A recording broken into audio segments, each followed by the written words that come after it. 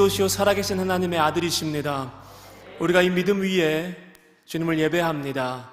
주님, 오늘도 살아계셔서 우리 가운데 역사하여 주시고 우리의 모든 약한 것과 병든 것과 어그러진 것을 고치는 밤이 되게 하여 주시옵소서. 하나님은 어제도 살아계셨고 오늘도 살아계시며 다시 오셔서 우리의 눈물을 닦아주실 것입니다.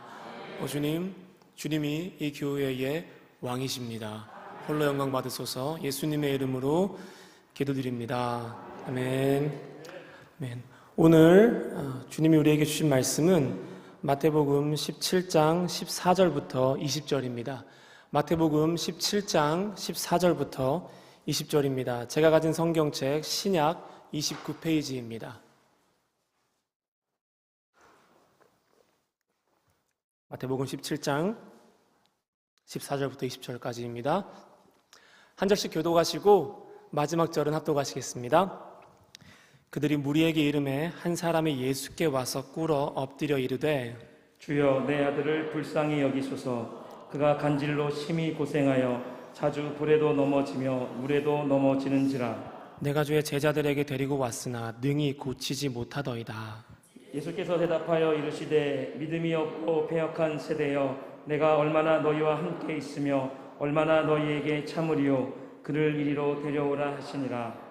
이에 예수께서 꾸짖으시니 귀신이 나가고 아이가 그때부터 나으니라. 이때에 제자들이 조용히 예수께 나와 이르되 우리는 어찌하여 쫓아내지 못하나이까. 함께 읽겠습니다. 이르시되 너희 믿음이 작은 까닭이니라. 진실로 너희에게 이르노니 만일 너희에게 믿음이 겨자씨 한 알만큼만 있어도 이 산을 명하여 여기서 저기로 옮겨지리라 하면 옮겨질 것이요 또 너희가 못할 것이 없으리라. 아멘. 진실로 너희에게 이르노니 무엇이든지 너희가 땅에서 매면 하늘에서도 매일 것이요 또 무엇이든지 너희가 땅에서 풀면 하늘에서도 풀리리라. 할렐루야. 오늘 주님이 주신 권세를, 주님이 주신 권능을 마음껏 사용하시는 밤이 되기를 주님의 이름으로 축원합니다. 여러분이 어둠을 결박할 때, 어둠을 결박하기를 선포하실 때 어둠은 힘을 잃게 될 것입니다. 또한 주님이 이 땅에 주님의 살아계심과 주님의 말씀과 주님의 역사하심을 풀어내기를 소망하며 선포할 때 주님의 은혜가, 주님의 말씀이 우리와 우리의 가정 가운데 역사할 것입니다. 운동할 것입니다. 오늘 말씀은 산을 옮기는 믿음이라는 제목을 가지고 여러분과 함께 본문의 말씀을 나누려고 합니다. 예수님께서 높은 산에 올라서 베드로와 또 야고보와 그의 형제에게 예수님의 영광을 보여주십니다. 다시 말해서 예수님의 하나님 되심을 보여주십니다. 그리고 나서 그 제자들을 데리고 산을 내려오십니다. 산을 거의 다 내려오는데 산 밑이 시끌벅적합니다. 요란스럽습니다. 사람들이 모여있고 그 가운데 익숙한 얼굴들이 있습니다. 자세히 보니 예수님이 산 밑에 남겨두었던 제자들입니다. 제자들은 한 아이를 붙잡고 진땀을 빼고 있었습니다. 안 되네. 야, 가만히 있어봐. 저번에 예수님이 침을 묻히시던데 아니야, 진흙을 짓이셨어. 그거 아닐까? 가만히 있어봐. 아니야, 지난번에 보니까 손을 잡고 달리다굼이라고 말씀하시더라고. 이게 문제인 것 같아. 이 주문이 문제야. 야, 걔는 죽은 아이였었잖아. 얘는 살아있잖아 지금. 그러면은 에바다라고 해야 되나? 뭐가 문제지? 예수님께 분명히 권세를 받았는데 왜 우리는 고치지 못하는 거지? 한 아이를 붙잡고 제자들이 그를 둘러싸고 실갱이를 합니다. 예수님은 서둘러 산을 내려가십니다. 그리고 모여있는 무리에게 다가가십니다. 성경을 보면 예수님이 그 무리에게 다가간과 동시에 한 사람이 그 무리로부터 뛰쳐나와서 예수님 앞에 무릎을 꿇고 엎드려서 간청합니다. 예수님, 제 아들을 불쌍히 여겨주십시오. 그가 자주 넘어집니다. 불에도 넘어지고 물에도 넘어지고 악한 영 때문에 고난을 당합니다 라며 예수님의 도움을 구합니다. 그리고 나서 한술 더 떠서 제가 주님의 제자들에게 제 아들을 데리고 왔는데 제자들이 제 아들을 고치는 것에 대해서 실패했습니다. 제자들이 잘 못했습니다. 1절만 하지, 은혜만 구하지, 불쌍히 여겨달라고만 말하지 왜 우리의 실패를 굳이 예수님께 들추어낼까? 남겨진 제자들은 고개를 못 듭니다. 공개적인 망신을 당합니다. 아이를 고치지 못했던 제자들을 향해서 예수님께서 충격적인 말씀을 하십니다. 이 믿음이 없고 패역한 세대야라고 말씀을 하십니다. 저는 이 말씀이 독사의 자식들보다 더 무서운 말씀 같아요. 이 믿음이 없고 패역한 세대야라고 말씀을 하십니다. 병을 고치지 못하고 능력을 행하지 못하면 믿음이 없는 것일까요? 패역한 것일까요? 예수님께서 이렇게 독한 말씀을 하시는 데는 이유가 있습니다. 왜냐하면 예수님이 마태복음 10장 1절 말씀에 모든 병과 모든 약한 것을 고치며 귀신을 쫓는 권능을 이미 제자들에게 주셨기 때문입니다. 주님은요, 주시고 취하시는 분이세요. 주지 않은 것을 달라고 말씀하시는 분이 아니십니다. 이미 자신의 권능을 제자들에게 허락하셨고 부어주셨는데 제자들이 마치 없는 것처럼 살아갑니다. 권능을 받지 못한 것처럼 행동을 합니다. 주님은 제자들에게 권능을 주시고 주님이 계시지 않을 때 제자들이 그 권능을 사용함으로써 귀신을 쫓고 병든 자와 약한 자를 고침으로 말미암아서 그들을 통해 영광을 얻기를 원하셨습니다. 하지만 그 누구도 예수님께 영광을 올려드리지 못합니다. 제자들이 실패했습니다. 그들은 혹독한 실전을 경험해요. 실은 이 사건이 제자들이 처음으로 축기 사역을 했던 사건이거든요. 그러니까 첫 어떤 필드를 경험한 거예요. 실전이 처음이었던 거예요. 근데 실전을 처음 겪고 있는데 그 과정이 너무 혹독해요. 왜냐하면 선생님이 안 계세요. 코치가 안 계세요. 내가 이제 처음으로 링에 올라가지고 실전을 경험해야 되는데 나에게 야 잠깐 뒤로 빠져, 야, 이렇게 해봐. 너 가나안 여인한테 내가 뭐라고 말했는지 기억나니? 그거 그대로 말해봐. 내가 가나안 여인하고 마주했을 때 뭘 봤니? 나 그녀의 믿음을 보았어. 내가 무엇으로 그녀의 딸을 고쳤니? 말씀으로 고쳤어. 이렇게 코치해 줄 수 있는 선생이 있어야 되는데 예수님의 부재가 있었습니다. 예수님이 그 자리에 안 계셨습니다. 선생님 없이 그들은 배운 것대로 행해야 했고 살아내야 하는 큰 시련을 당했던 겁니다. 예수님이 다 쫓아내시고 고치셨는데 이 사건이 일어나던 그 시간과 공간에는 주님이 안 계셨어요. 주님이 제자들과 멀리 떨어진 높은 산에 계셨습니다. 뭐 하시는지도 몰라요. 언제 올지도 몰라요. 뭘 하고 있으라고 말씀해 주신 것도 없어요. 그냥 산에 올라가셨어요. 그런데 사람들이 몰려든 겁니다. 제자들은 예수님이 안 계신 곳에서 예수님이 행했던 일들을 그대로 행해야 하는 부담감을 느꼈습니다. 사람들이 지금 예수님 부재 중이구나. 그래, 내가 제자들에게 무엇을 기대하겠니? 다음에 다시 와야겠다. 그렇게 생각하지 않았습니다. 예수님이 제자인 그들에게 모여들어서 그들의 문제를 해결받기를 원했습니다. 마찬가지로 사람들은 예수님의 제자인 우리들에게 모여들어서 그들의 문제를 해결받기를 원합니다. 자신들을 누르고 있는 큰 산을 우리가 옮겨주기를 바랍니다. 왜냐하면 우리에게 권능이 있기 때문이에요. 교회에 권능이 있기 때문입니다. 권능이 있는 곳에는 필연적으로 문제들이 모여들게 되어 있습니다. 하나님의 영이 함께하는 사람에게는 필연적으로 환난당하는 사람들이 모여들게 되어 있습니다. 다윗도 왕으로 기름 부음 받고 수많은 환난당한 사람들을 만납니다. 그 장소가 아둘람 굴이었습니다. 모든 피조물들은 죄를 등에 짊어지고 살아가기 때문에 죄사함과 자유케 됨을 갈망합니다. 그렇기 때문에 필연적으로 자신을 자유하게 할 수 있는, 자신의 죄의 문제를 해결해 줄 수 있는 권능이 있는 것으로 발걸음을 옮기게 되어 있습니다. 자신의 영에 매인 것을 풀어줄 하늘의 사람을 갈망하며 모여드는 것이죠. 권능이 있다는 증거입니다. 지금 제자들은 주님이 없는 곳에서 주님의 권능을 행해야만 했었고, 주님이 없는 곳에서 주님이 계신 것처럼 살아야만 하는 사명 가운데 놓여져 있었습니다. 오늘 본문의 주인공은 무리들이 아닙니다. 또 귀신 들린 아이의 아버지도 아니고 귀신 들린 아이도 아닙니다. 오늘 본문의 주인공은 제자들입니다. 예수님이 산에 올라가신 동안에 남겨져 있던 제자들, 자신의 믿음에 실패했던 제자들, 아버지에게 고발당했던 제자들, 예수님에게 믿음이 없고 패역한 세대여 라고 책망을 받았던 제자들. 그럼에도 불구하고 19절 말씀처럼 조용히 다가와서 주님, 왜 우리는 안 됐어요? 라고 물어볼 수 있는 주님과의 친밀한 관계가 있었던 제자들이었습니다. 혼이 나도 책망을 당해도 주님께 나아가는 것에 있어서 거리낌이 없었던 그런 친밀함이 제자들과 예수님 가운데 있었어요. 왜냐하면 예수님께서 그들을 아끼셨기 때문이에요. 아끼셨어요. 이게 말이 됩니까? 믿음이 없고 패역한 세대라고 막 몰아쳐놓고 아끼신다뇨라고 생각할 수 있는데, 예수님 말씀하시잖아요. 믿음이 없고 패역한 세대여, 내가 너희를 얼마나 내가 얼마나 너희와 함께 있으며, 내가 얼마나 너희와 함께 있으며, 얼마나 함께 계십니까? 영원히 함께 하시죠. 내가 너희에게 얼마나 참아야 하겠니? 얼마나 참으십니까? 매일 참으십니다. 오늘도 참으세요. 주님의 자비하심과 그 긍휼하심이 매일매일 새롭기 때문에 그분의 진노로 말미암아 우리가 소멸되지 않고 오늘 하루를 또 살아갈 수 있게 되는 것입니다. 내가 얼마나 너희와 함께 있으리요? 그래, 영원히 함께 있을게.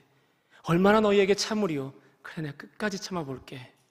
그리고서는 그 아이를 이리로 데려오라 말씀하십니다. 그를 이리로 데려오라라는 그 명령문 가운데 쓰여진 그 사람들을 지칭하는 어떤 형태가 복수 형태예요. 그러니까 다시 말해서 한 사람을 가리키면서 너 그 친구 이리로 데려와라고 말씀하신 게 아니라 예수님을 둘러싸고 고개를 푹 숙이고 있는 모든 제자들을 향해서 그를 이리로 데려오라 말씀을 하십니다. 너희가 실패했던 문제들, 개개인이 아니라 너희 모두가 실패했던 그 문제를 내게로 가져와라 라고 말씀을 하십니다. 함께 하시되 영원히 함께 하시는 분, 참으시되 끝까지 참으시는 분, 나의 실패를, 나의 연약함을 친히 담당하시는 분이 내가 어제도 사랑했고 오늘도 사랑했고 앞으로도 사랑할 다시 오실 나의 신랑 예수 그리스도이십니다.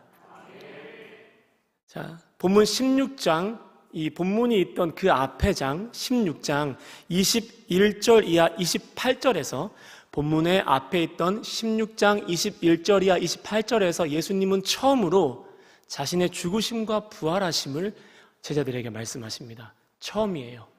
16장 21절 이하 28절에서 자신의 죽으심과 부활하심을 예언하십니다. 그리고 17장 본문의 바로 직후인 22절 이하 23절에서 다시 한번 자신의 죽으심과 부활하심을 제자들에게 말씀을 하십니다. 16장에서 처음으로 자신의 죽으심과 부활하심을 예수님에게 말씀하시고 또 본문의 사건을 끝으로 22절 이하 23절에서 한 번 더 자신의 죽으심과 부활하심을 말씀하세요. 다시 말해서 이 본문은 주님의 죽으심과 부활하심에 대한 예언, 그 사이에 위치해 있고 그 의미가 있다는 뜻입니다. 자, 이 본문의 사건이 일어나기 직전에 예수님이 어디로 향하십니까? 높은 산으로 향하십니다. 그리고 어떻게 되시죠? 하나님의 영광을 보여주십니다. 그 광채를 보여주십니다. 그리고 그 영광을 취하시고 영광을 보이시고 어떻게 하십니까? 다시 산을 내려와서 제자들에게로 돌아오십니다. 죽으심과 부활하심, 높은 곳으로 올라가셨다가 아버지의 영광을 가지고 다시 오실 예수 그리스도, 그리고 그 사이의 시간을 살아가는 남겨진 제자들, 오늘날의 우리의 모습을 떠올리게 합니다. 죽으심과 부활하심, 그리고 승천하심, 그리고 언젠가는 주님의 영광으로 다시 오실 그 주님을 기다리며 이 짧은 시기를 살아가는 것이 바로 제자들의 사명입니다. 그렇다면 그 사이의 시간을 살아가는 저와 여러분에게, 제자들에게, 교회에게 요구되는 것이 무엇일까요? 주님이 그런 우리들에게 요구하는 것이 무엇일까요? 바로 믿음입니다. 주님은 우리에게, 주님의 다시 오심을 기다리는 우리에게 믿음을 요구하십니다. 주님은 능력이 없고 패역한 세대여, 고치지 못하고 패역한 세대여, 힘이 없고 패역한 세대여라고 말씀하시지 않고 믿음이 없고 패역한 세대라고 말씀하십니다. 왜 우리에게 믿음이 중요하냐면 예수님이 부재한 것 같은 상황, 예수님이 없는 것 같은 상황 가운데서 예수님을 볼 수 있고, 예수님이 멀어진 것 같은 상황 가운데서 예수님을 가까이 할 수 있도록 돕는 은사가 바로 믿음이기 때문입니다. 믿음을 통해서 예수님의 약속이 내 삶의 현실이 됩니다. 내 삶에 아버지의 말씀이 믿음을 통해서 역동적으로 운동하게 되는 것입니다. 그런 은사가 바로 믿음이에요. 그래서 믿음이 모든 것을 이기는 것입니다. 사랑이 영원함에 대한 은사라면 믿음은 이기는 은사입니다. 믿음은 한판 승부수를 띄우는 은사입니다. 사랑이 기다리고 지체를 세워주고 지체를 버티게 하는 은사라면 믿음은 내가 오늘을 생존하고 내가 오늘을 버티게 만들어주는 은사입니다. 신나게 얻어맞고 여기저기 터져도 가드를 내리지 않고 끝까지 버티면서 카운터 펀치 한 방을 먹일 수 있는 역전을 노리게 만드는 것이 바로 믿음의 은사예요. 그래서 믿음이 있는 사람들은 대부분 역전을 경험합니다. 믿음이 있는 사람들은 대부분 얻어맞는 것 같지만 한 방으로 그 상황을 넘어섭니다. 바울은 로마로 가는 배 안에서 유라굴로라는 광풍을 만납니다. 그리고는 자신에게 말씀하시는 하나님을 풍랑 가운데 경험합니다. 바울아, 너와 항해하는 자를 다 내게 주겠다. 주님 말씀하시잖아요. 바울이 그 말씀을 어떻게 취합니까? 어떻게 붙잡습니까? 우리 사도행전 27장 25절 말씀을 함께 읽어보도록 하겠습니다. 그러므로 여러분이여 안심하라. 나는 내게 말씀하신 그대로 되리라고 하나님을 믿노라. 아멘. 풍랑 중에 들려온 주님의 음성을 붙잡는 바울의 방법은 바로 믿음을 사용하는 것이었습니다. 하나님을 믿노라. 믿음을 사용하여서 바울은 자신에게 약속하신 주님의 말씀을 붙잡습니다. 취합니다. 그리고 실제로 그 말씀이 바울의 삶 가운데 현실이 됩니다. 제자들이 묻습니다. 우리는 왜 예수님처럼 하지 못했습니까? 어찌하여 쫓아내지 못했습니까? 묻는 제자들에게 너희의 믿음이 작은 까닭이라고 말씀을 하십니다. 예수님의 주신 권능을 사용하기에는 제자들의 믿음이 너무 볼품이 없었던 거예요. 너무 작았던 거예요. 그렇다면 예수님이 우리에게 어떤 요구하시는 믿음의 크기가 어느 정도인가요? 본문 20절을 살펴보시면은 딱 겨자씨 한 알만큼의 믿음이라고 기록되어 있습니다. 우리 주님 참 좋으시죠. 참 인자하시죠. 당신의 무한한 권능을 사용하는데 겨자씨 한 알만큼의 믿음만 있으면 충분하다고 말씀을 하십니다. 거저 주시는 거예요. 은혜도 거저 주셨는데 은사도 거저 주시고 권능도 주님께서 거저 베풀어 주시는 것입니다. 참 부유하시고 참 후하세요.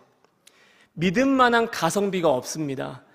겨자씨 한 알만한 극히 작은 극소량의 믿음으로 극히 큰 산을 옮겨버립니다.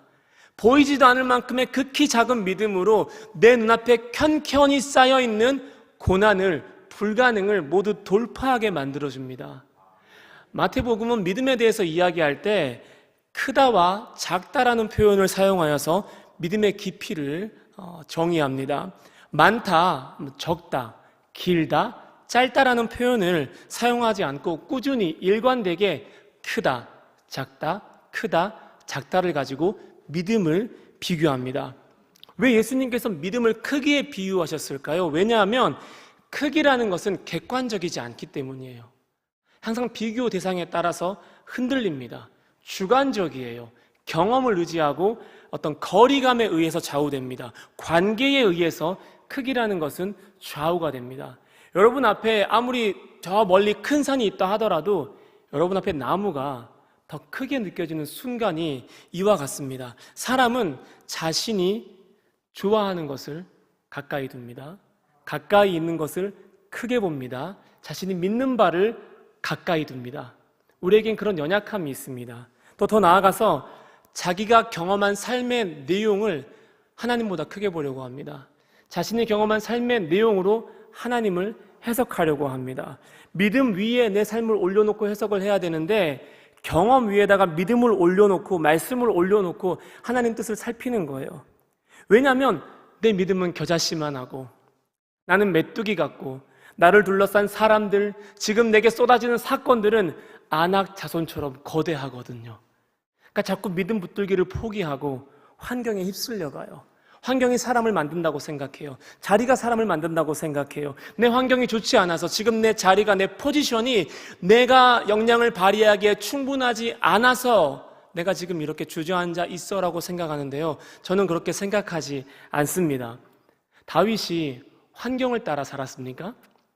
요셉이 총리가 된 후에야 요셉처럼 살았나요? 다니엘이 지혜자가 된 후에야 거룩하게 살았습니까? 그렇지 않았습니다. 그들은 도망자였을 때부터 왕처럼 살았고요. 노예였을 때부터 총리처럼 살았고요. 포로였을 때부터 지혜자처럼 살았습니다.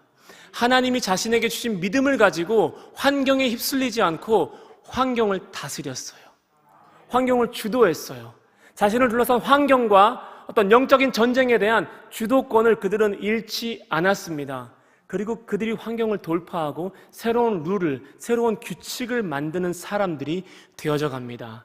오늘 이 밤 저와 여러분에게 이러한 은혜가 있기를 주님의 이름으로 축복합니다.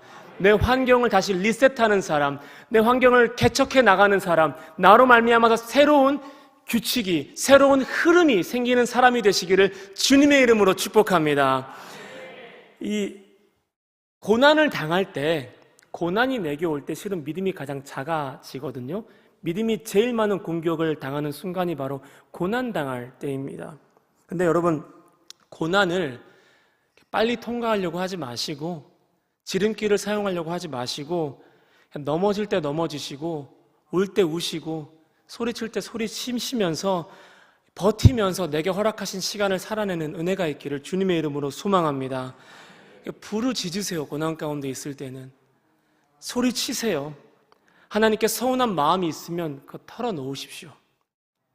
전화기 붙잡고 감정 해소하고 귀가 얼얼해질 때까지 늦은 밤에 내 마음 다 털어놓고 내 전화를 받는 사람이 그래 네 말이 맞아, 네 마음 얼마나 아프니 다 위해주면요 위로 받는 것 같아요. 근데 제 경험상 그리고 새벽에 와서 기도하잖아요. 그 사건을 주님 앞에 내어놓잖아요. 마음이 냉랭해요. 이미 사람에게 위로를 다 받아버린 거예요. 주님이 위로할 공간이 없는 거예요. 그 말을 꾹 참고 내가 이 문제를 주님 앞에 가지고 나아가면요 뭐라고 표현해야 될까요? 내 명치 끝까지 임하는 위로를 경험할 수가 있습니다. 내 마음을 막 일렁이게 만들고 내 깊은 곳 지성소까지 주님의 위로가 닿는 것을 느낄 수가 있어요. 그 순간적인 위로가 아니라 영원한 위로, 평강이 나에게 임하는 거예요. 사람 붙잡지 말고 하나님 붙잡고 고난 가운데 주님께 부르짖으십시오. 주님께 소리를 지르십시오. 주님께 입술을 열어서 기도하십시오. 우리가 운동할 때 이를 악물고 소리치잖아요. 으악 소리치잖아요. 그만하고 싶어서 소리치는 건가요? 아니잖아요. 버텨보려고 소리치는 거잖아요. 내가 이거 오늘 한번 들어보겠다, 내가 이 횟수를 채워보겠다라는 일념을 가지고 소리치는 거잖아요. 고난도 그렇게 통과하셨으면 좋겠습니다. 고난 가운데 침묵해버리는 것이 아니라 사람들한테는 내 이야기를 다 할 수 있지만 주님 앞에서는 벙어리가 되어버리는 것이 아니라 세상을 향하여서는 주님 제가 왜 세상을 향하여서는 내 환경이 왜 이것밖에 안 돼? 라고 소리치지만 막상 주님께 나와서는 한마디도 열지 못하는 입술이 메어버리는 사람으로 살아가는 것이 아니라 매 순간 매일 어떤 사건을 만나든지 주님께 말씀하고 주님께 여러분의 음성을 올려드리고 주님의 음성을 듣는 그런 친밀한 관계가 되시길 주님의 이름으로 축복합니다. 고난을 빨리 이겨낸다고 주님과 가까운 게 아니에요. 고난은 자연계에는 자연계의 법칙이 있듯이 고난에는 고난의 법칙이 있습니다. 통증에는 통증의 법칙이 있습니다. 제가 막 뛰어가다가 넘어져가지고 얼굴이 다쳤어요. 예를 들어서 멍들었어요. 주님, 이 통증을 지금 당장 멈춰주시옵소서. 통증이 멈추나요? 멈추지 않습니다. 계속 얼얼하고 우리우리하고 멍이 들고 나중에 멍이 빠지는 시간들을 지나가야 합니다. 다시 말하면 고난은, 통증은 반드시 자기에게 허락된 시간을 다 채워요. 근데 믿음이 있으면요 그 시간을 건강하게 살아냅니다. 믿음이 있으면요 여기가 찢어지고 상해도요 주님의 만지심을 경험하고 치유하심을 경험해요. 그래서 고난을 당해도 그 고난이 쓴뿌리로 남지 않고 그 고난이 내가 노래할 이유가 됩니다. 마침내 주님을 볼 수 있는 어떤 영적인 시선으로 새롭게 되는 것이거든요. 그래서 믿음, 고난 가운데 주님을 기다리며 내가 있는 곳에서 섣불리 자리를 옮기지 않고 하나님이 주신 시간을 온전하고 건강하게 감당할 수 있도록 도우는 은사가 바로 믿음의 은사입니다. 그리스도인은 믿음에서 시작해서 믿음으로 마침표를 찍는 사람들입니다. 마태복음 14장에서 베드로는 물 위를 걸어오는 예수님을 봅니다. 그리고 그를 향하여 오라 말씀하시는 주님의 음성을 믿음으로 취합니다. 몇 발자국 걸어갑니다. 근데 바람을 봐요.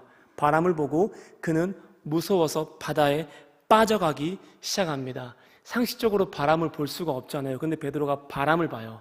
정확히는 바람에 대한 자신의 경험을 본 겁니다. 바람에 대한 자신의 어떤 트라우마를 마주하게 된 거예요. 베드로가 어부였습니다. 걸음마를 시작할 때부터 바다 위에서 살았을 것입니다. 그는 분명 바람으로 인한 거센 물결로 인한 고난을 수차례 당했을 것입니다. 베드로는 바람을 본 게 아닙니다. 자신의 경험을 보다가 그대로 물 밑으로 가라앉은 겁니다. 제 아버지가 어부세요. 그래서 마을에서 제일 큰 배를 가지고 계세요. 언제 저걸 내가 팔아볼까 호시탐탐 노리고 있습니다. 큰 배를 가지고 계세요. 막 거기에 막 레이더도 들어가 있고 뭐 오만 좋은 장비가 다 들어가 있어요. 근데 그 배를 타고 막 바다를 막 누빕니다. 마음껏 누비고 손주들도 태워주고 선장님이세요. 근데 아버지가 바다에 나가지 않을 때가 있습니다. 비바람이 거세게 몰아치는 날에는 바다에 나가지 않습니다. 그 큰 배가 삽시간에 뒤집어진답니다. 파도가 그 배를 삼켜버린대요. 그만큼 이 바다 한가운데서 부는 바람의 위력은 실로 어마무시했습니다. 예수님의 시대에 쪽배 하나를 가지고 그 넓은 바다를 살아내야 했던 베드로에게 바다 가운데서 불어오는 바람은 굉장히 공포스럽고 그의 실패의 상징이었을 것입니다. 그는 자신에게 걸어오는 예수님보다, 자신에게 오라 말씀하시는 예수님보다 바람을 더 크게 봤어요. 자신의 경험을 더 크게 봤습니다. 그리고 예수님을 더 작게 봅니다. 믿음에 실패합니다. 가라앉습니다. 근데 우리랑 비슷하죠. 우리도 믿음으로 걸어보려고 하다가 경험에 의해서, 실패에 의해서, 염려에 의해서 넘어지지 않습니까? 근데 그런 우리에게 소망이 있는 이유는 주님이 우리를 싫어하지 않으시기 때문입니다. 주님이 즉시 찾아오세요. 저는 이런 성경 읽으면서 한 번씩 그런 상상을 해봐요. 저 멀리서 주님이 걸어오는 거 딱 걸어오다가 베드로가 물에 빠져요. 그럼 마치 무협지의 한 장면처럼 주님이 물 위를 달리기 시작하는 거예요. 착착착착착 달려가지고 물 위에서 슬라이딩 하는 거예요. 촥 슬라이딩 하면서 베드로의 손을 딱 잡고 건지는 거예요. 그대로. 그런 상상을 해봅니다. 베드로 빠져서 허우적 걸어가는데 주님이 뭐 하나님의 어떤 그런 위험을 나타내기 위해서 그래 조금만 기다려라 내가 고치러 간다 그러지 않으셨겠죠. 말씀은 즉시 손을 내밀어 그를 물에서 건져냈다고 기록합니다. 그리고 그와 함께 배에 올랐다고 말씀하십니다. 베드로야 왜 너의 경험을 너는 의지하였니? 베드로야 너 왜 너의 실패에 사로잡혔니? 나는 실패가 없는 하나님이다. 나는 너의 믿음을 치유하는 하나님이다. 나는 너의 아버지가 될 것이며 내가 지금부터 너의 이야기가 되어줄 것이고 내가 지금부터 너의 삶의 내용이 되어주겠다. 주님이 베드로에게 말씀하시는 것입니다. 초기 기독교인들은 귀신들이 산을 옮길 수 있는 영적인 권세가 있었다고 생각했대요. 실제로 초기 기독교인들은 그런 어떤 민담 같은 어떤 전래동화라고 전설이라고 해야 되나요? 그런 사고가 있었다고 합니다. 어둠의 영이 산을 옮길 수 있는 주장을 할 수 있다고 믿었습니다. 그래서 마태복음이 기록될 당시의 독자들은 이 마태복음의 이야기를 들으면서 귀신의 문제로 고난당하는 소년을 마주할 때 큰 산에 짓눌려 신음하는 어떤 소년의 이미지를 문학적으로 상상을 했을 것입니다. 아무도 큰 산에 눌린 소년을 도와주지 못합니다. 아무도 어둠의 영이, 악한 영이 그 소년 위에 올려놓은 산을 치워주지 못합니다. 그런 소년에게 예수님이 찾아오신 것입니다. 그리고 죽으심과 부활하심을 말씀하시고 영광의 광채를 드러내시고 가장 먼저 베풀었던 권능이 그 한 사람을 자유하게 하는 것이었습니다. 그 한 사람의 큰 산을 옮겨서 저 바다로 던져버리는 것이었습니다. 하나님의 영광을 사용하셔서 한 사람을 자유하게 하는 것, 그것이 주님이 자신의 영광을, 권능을 사용하는 방법이었습니다. 할렐루야. 이는 선지자 이사야를 통하여 하신 말씀에 우리의 연약한 것을 친히 담당하시고 우리의 병을 짊어지셨도다 함을 이루려 하심이라. 할렐루야. 그분의 영광으로 이 땅에 오셔서 우리 연약함을 감당하시고 우리의 병을 짊어지신 것입니다. 그러나 내가 하나님의 성령을 힘입어 귀신을 쫓아내면 하나님의 나라가 이미 너희에게 임하였느니라. 할렐루야. 귀신을 쫓아냈습니다. 큰 산을 저 바다에 던져버리고 소년의 인생에, 눌려 살았던 그의 인생에 하나님의 나라를 선물하십니다. 18절 말씀 보시면은 아이가 그때부터 낳았다고 되어 있습니다. 그때부터 낳으니라라고 되어 있습니다. 그때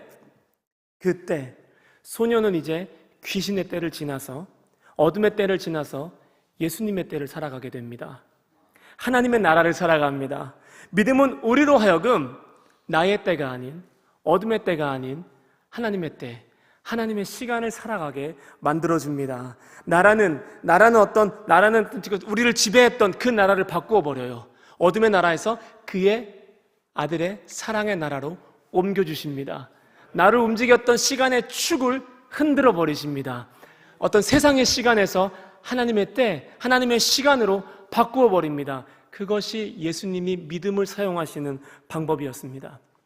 랍비들은 오래도록 아무도 풀 수 없는 삶의 난제, 어떤 아무도 풀어낼 수 없는 어려운 문제를 해결하는 사람들을 일컬어 산을 들어 저 바다에 던지는 사람이라는 별명을 붙여주었습니다. 그러니까 믿음이라는 것은 오래도록 사람을 근심케 하고 해결되지 않고 매여있게 했던 문제를 해결하는 유일한 방법이었던 것입니다. 흥미로운 점은 복음서 어디에도 이 악한 영으로 말미암아서 고통당하는 사람들이 스스로 자신의 문제를 주님께 가지고 나왔던 예가 없습니다. 귀신의 지배를 받던 사람들은 그 누구도 스스로 주님께 나올 수가 도와달라는 말을 할 수가 없었습니다. 그런데 많은 사람들이 그들을 예수님께 데리고 와서 고침받게 해주시거든요. 그런데 이 마태복음에서는 특별히 악한 영의 지배를 받는 아이를 둔 두 부모가 등장을 합니다. 한 사람은 가나안 여인입니다. 그리고 또 한 사람은 본문의 아버지입니다. 한 사람은 가나안 여인, 이방 사람입니다.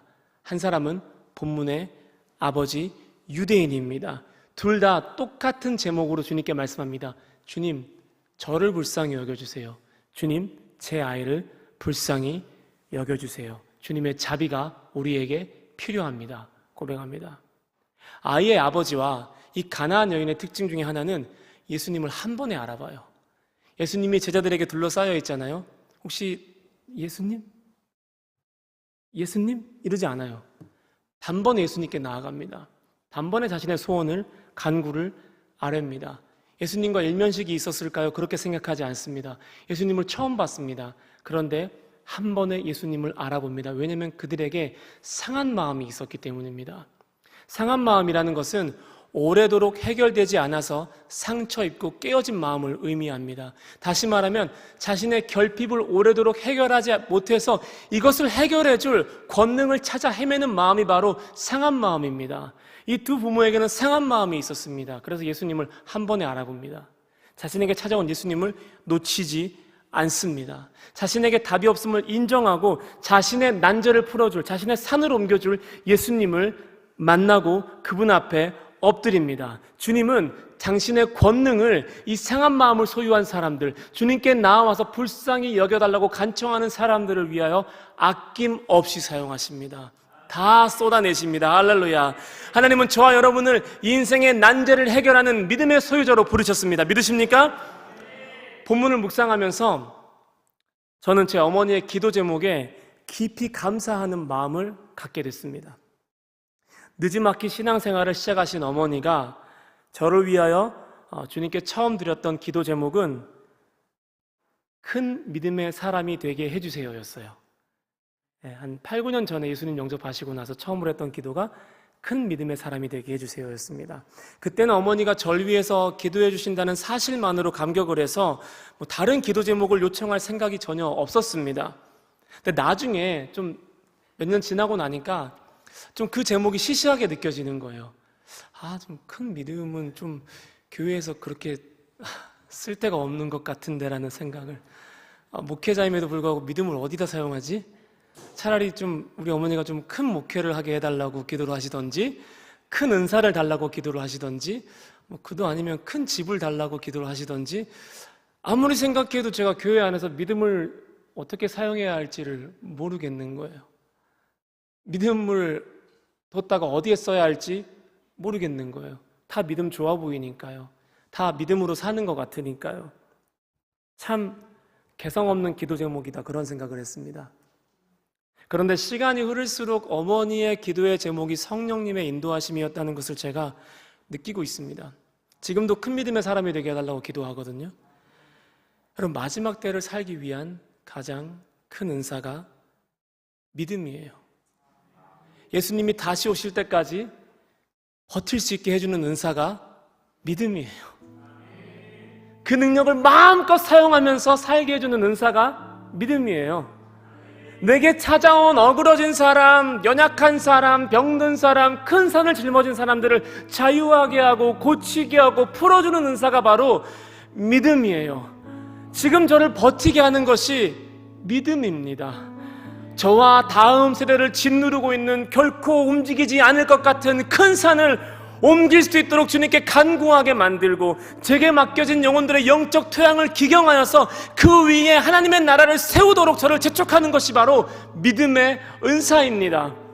다음 세대는 소망이 없어 라고 생각할 때, 아니야 성도야, 다음 세대에게 난 믿음을 부어줄 거야 라고 말씀하시는 성령님은 제 안에 있는 믿음을 통하여서 역사하십니다. 예수님이 없는 것 같은 상황 속에서 예수님의 존재감을 느끼고 예수님이 멀리 있는 것 같은 상황 속에서 예수님의 친밀함을 느끼는 것이 바로 믿음의 은사가 갖는 능력입니다. 이거 충성의 은사예요. 어떤 상황 가운데서도 주님이 더디 오는 것 같이 느껴지지만, 주님이 마치 안 올 것처럼 느껴지지만, 내게 말씀하신 주님의 음성이 거짓말인 것처럼 느껴질 만큼 내가 혹독한 삶을 살고 있지만, 그럼에도 불구하고 끝까지 붙잡고 기다리게 할 수 있는 은사가 바로 믿음의 은사, 충성의 은사, 갈렙이 소유했던 은사, 광야를 믿음으로 살아냈던 은사, 흔들리지 않았던 은사입니다. 갈렙은 믿음으로 광야를 살아갑니다. 여호수아가 자신을 앞질러가고 자신이 잊혀질지언정 자신에게 말씀하신 주님이 반드시 일할 것을 믿고 날마다 자신을 연단해 갔어요. 갈고 닦았어요. 그래서 그는 훗날 주님의 말씀이 자기에게 성취되려는 그때에도 출입에 강건했습니다. 싸움에 능했습니다. 당장 전투할 수 있었습니다. 왜냐하면 갈렙이 매일을 믿음으로 살았기 때문입니다. 하나님은 지금 저와 여러분이 매일을 믿음으로 살기를 소망하십니다. 원하십니다. 다시 오실 주님을 기다리면서 믿음으로 살기를 소망하십니다. 그래서 내게 이 쏟아지는 큰 산만 옮기는 것이 아니라 내 교회, 내 주변, 내 가족, 내 이웃의 산을 옮길 수 있는 난제를 해결하는 믿음의 사람으로 살아가기를 간절히 소망하십니다. 오늘 이 밤 주님은 믿음으로 여러분을 초청하십니다. 여러분의 믿음을 소유하십시오. 여러분의 믿음의 지경이 확장되기를 소망하십시오. 또한 믿음을 사용하셔서 주님께로 나아가십시오. 할렐루야. 높은 산에 올라가신 주님이 믿음을 통하여서 제자들과 가까워지기를 원하셨던 것처럼 믿음은 주님의 임재를 경험하게 할 것입니다. 주님의 동행하심을, 친밀하심을 반드시 경험하게 할 것입니다. 할렐루야. 함께 찬양하시겠습니다. 내게 허락하신 시련을 통해 나의 믿음 더욱 강하게 자라나고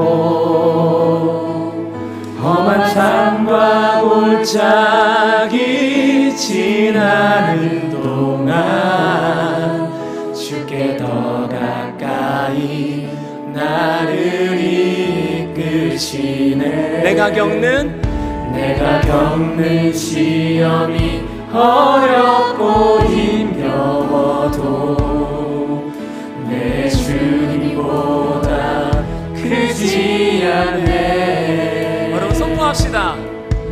내 앞에 바다가 갈라지지 않으며 주가 나로 바다 위 걷게 하리. 나는 믿네. 주의 능력으로 내 삶 새롭게 되리. 나는 믿네. 주의 능력으로 담대히 나가리라. 주와 함께 싸워 승리하리라. 날마다 믿음으로 나 살아가리. 우리 처음부터 고백하실까요? 내게 허락하신 시련을 통해 나의 믿음 더욱 강하게 자라나고 험한 산과 골짜기 지나는 동안 주께 더 가까이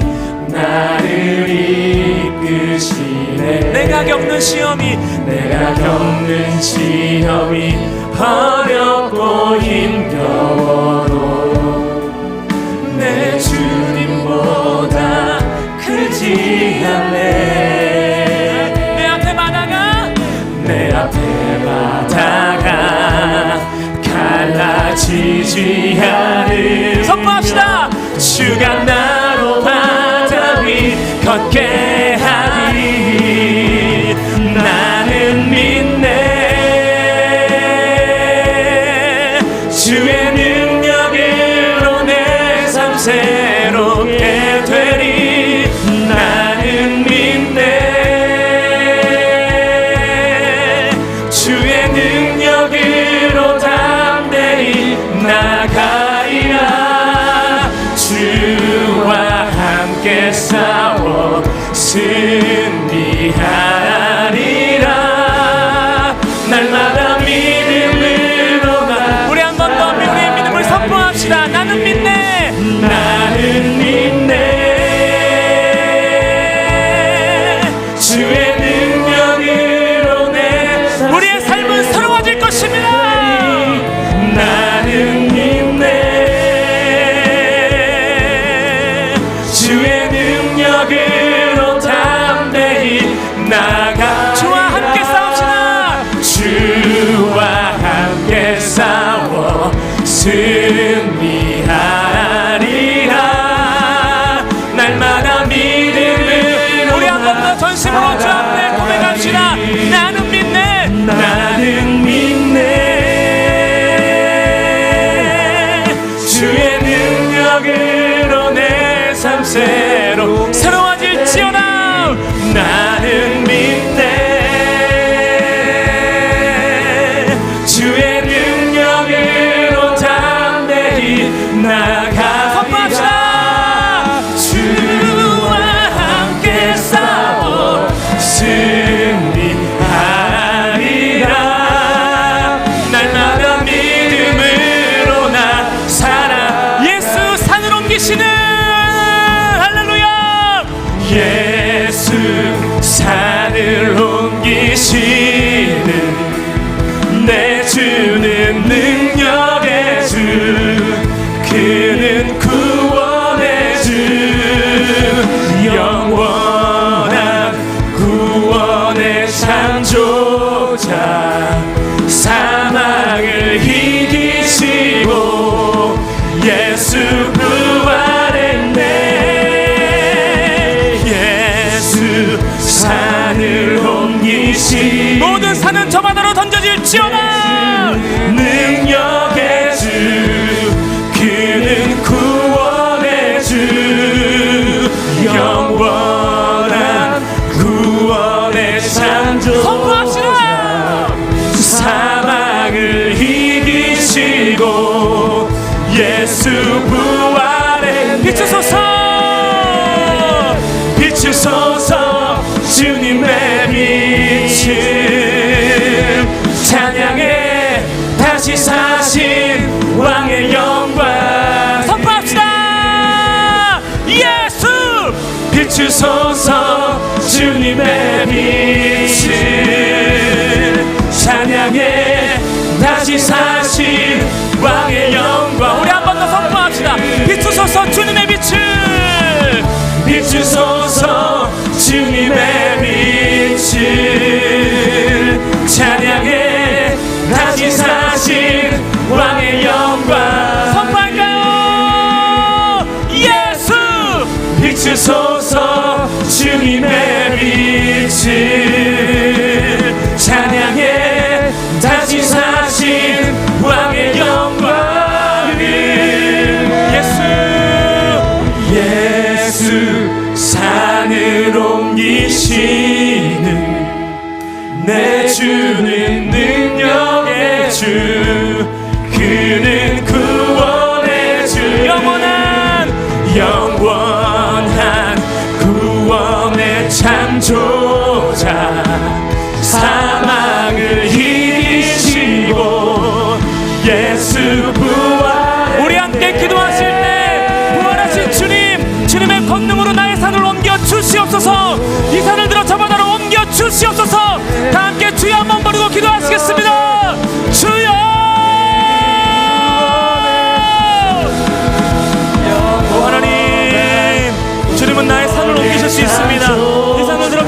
옮길 수 있습니다. 주님 이기시고 예수 그 안에 주님 우리의 산을 옮겨주시옵소서. 교회의 산은 떠나갈지어다. 내 삶의 산은 떠나갈지어다. 오 주님 오늘 베풀어 주시옵소서. 주님의 빛을 비추어 주시옵소서. 다시 자신 왕의 영광으로 모든 어둠을 몰아내어 주시옵소서. 하나님 산을 옮기는 믿음을 부어주시옵소서. 여러분의 모든 난제를 놓고 기도하십시오. 여러분의 큰 산을 향해 선포하십시오. 큰 산아 내가 무엇이냐. 내가 수르바벨 앞에서 평지가 될지어다. 큰 산아 내가 무엇이냐. 내가 나의 믿음 앞에서 평지가 될지어다. 큰 산아 내가 무엇이냐. 내가 평지가 될지어다. 오 주님 오 주님 우리의 큰 산을 옮겨주시옵소서. 우리의 큰 산을 옮겨주시옵소서. 우리의 큰 산을 옮겨주시옵소서. 우리의 큰 산을 옮겨주시옵소서.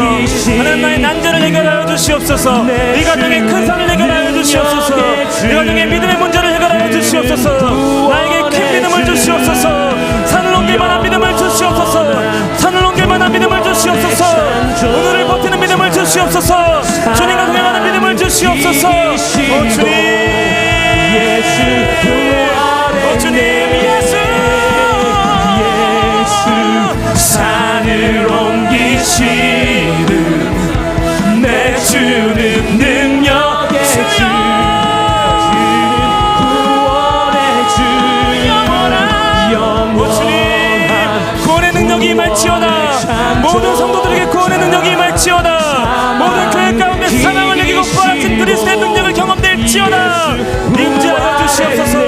주님의 존재감을 나타내 주시옵소서. 주님의 생명을 부어주시옵소서. 큰 산아 내가 무엇이냐.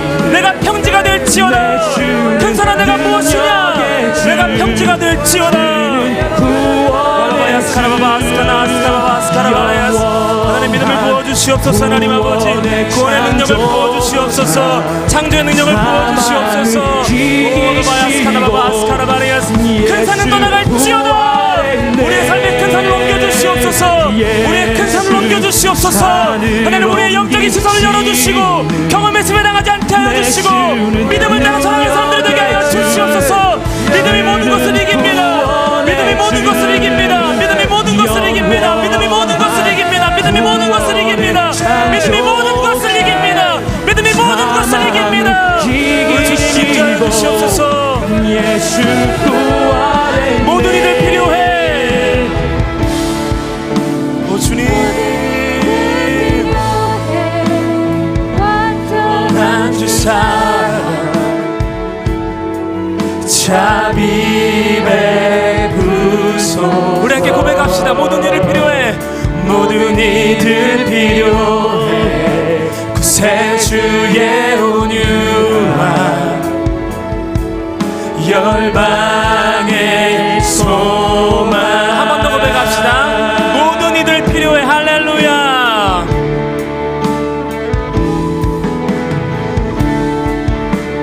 모든 이들 필요해. 완전한 주 사랑 자비 베푸소서. 모든 이들 필요해. 구세주의 온유한 열방의 소망. 한 번 더 우리 선포하며 나아갑시다. 예수 산을 옮기시는 하나님이십니다. 할렐루야. 예수 산을 옮기시는 내 주는 능력의 주. 그는 구원의 주.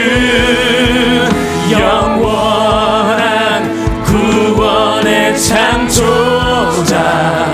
사망을 이기시고 예수 부활의 예수 산을 옮기시는 예수 산을 옮기시는 내 주는 능력의 주. 그는 구원의 주. 영원 구원의 창조자 사망을 이기시고 예수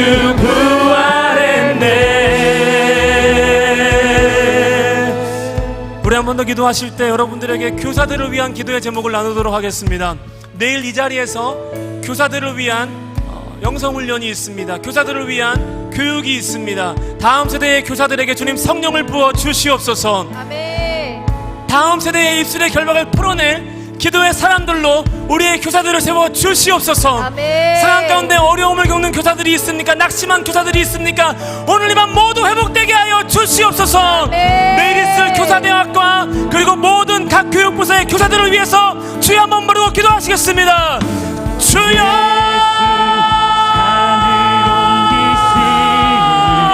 하나님께서 교사들을 부르셨습니다. 한 사람 한 사람 믿음으로 채워주시옵소서. 주님 내일 있을 교사대학 가운데 믿음을 부어주시옵소서. 믿음의 은사가 일하게 하여 주시옵소서. 한 사람 한 사람의 주님을 경험하게 하여 주시옵소서. 믿음으로 역사하여 주시옵소서. 우리의 선생님들을 세워주시옵시고 우리의 선생님들이 믿음으로 일어나게 하여 주시옵시며 우리의 선생님들이 다음 세대를 향한 사랑으로 행복할 수 있도록 역사하여 주시옵소서. 무너졌던 모든 것들이 황폐했던 모든 것들을 회복되게 하여 주시옵소서. 바바바야스카라바바 아스카라스 아스카라바바 아스카라바바 아스레야스. 모든 임자하여 주시옵소서. 바바바바 아스카라바바 아스카레야스 바바바 아스카라바바 아스카라바바 아스카라바레야스. 하나님 임자하여 주시옵소서. 교사들아 일어날지어다. 모든 역사하여 주시옵소서. 오 주님 임자하여 주시옵소서.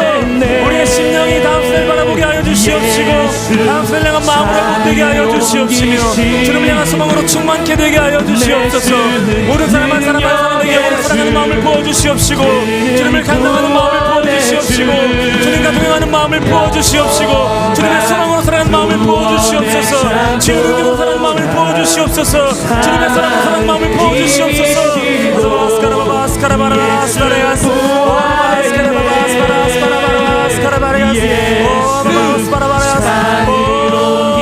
주님 내 주 능력의 주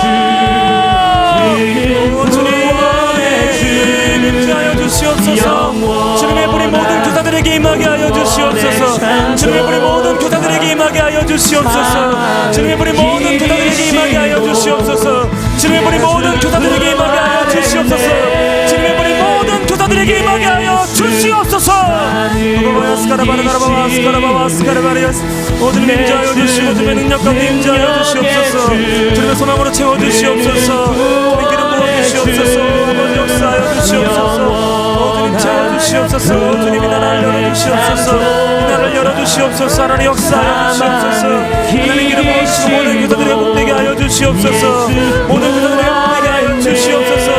모든 교사들이 회복되게 하여 주시옵소서.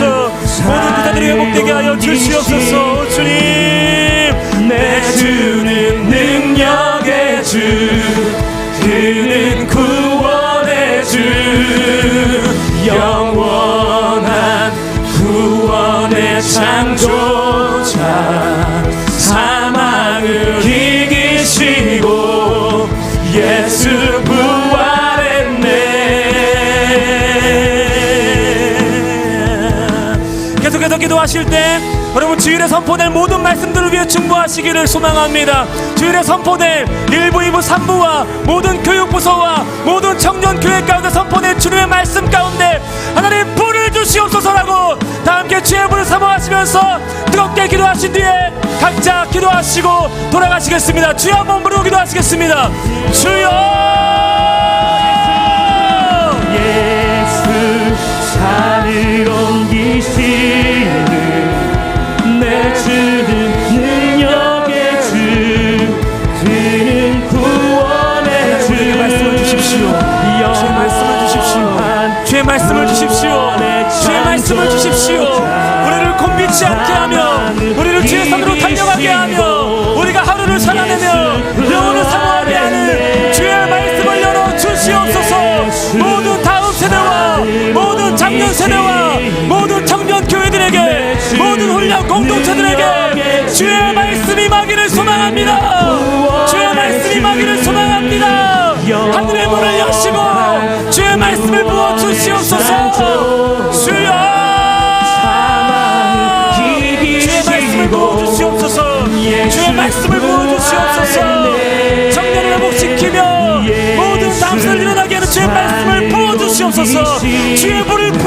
주시옵소서. 주의 불을 부어 주시옵소서. 주의 불을 부어 주시옵소서. 오 주님, 주의 불을 부어 주시옵소서. 구원의 창조자 사망을 이기시고 예수 부활했네. 예수 산을 옮기시